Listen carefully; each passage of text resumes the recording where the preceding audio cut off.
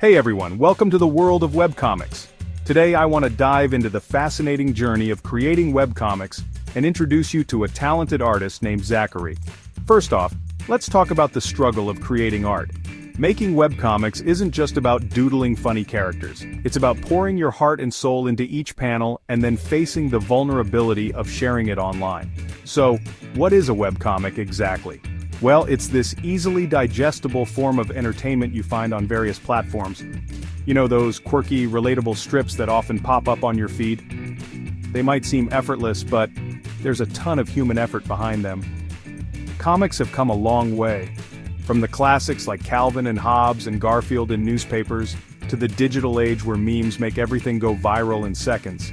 It's so easy to edit and repost without credit these days, which is a big challenge for artists. Enter Zachary. He's a webcomic creator with a story worth sharing. Inspired by classic comics, Zachary started drawing his own characters like Jake, Justin, and Kevin. But it wasn't an overnight success. Building an audience took time and effort. At first, growth was slow, but then, Zachary's work got featured on iFunny, and things started to pick up. Of course, success brought its own problems, like impersonation issues.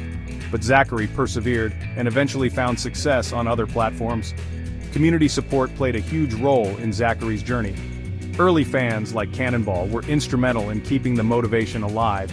So, here's a shout out to all of you who support webcomic artists. Oh, and don't forget about the merch. Zachary's got some cool stuff like reversible toasty plush toys and even contests for VidCon tickets. Check the video description for all the deets. Thanks for watching everyone. Remember, supporting webcomic artists goes a long way. See you next time.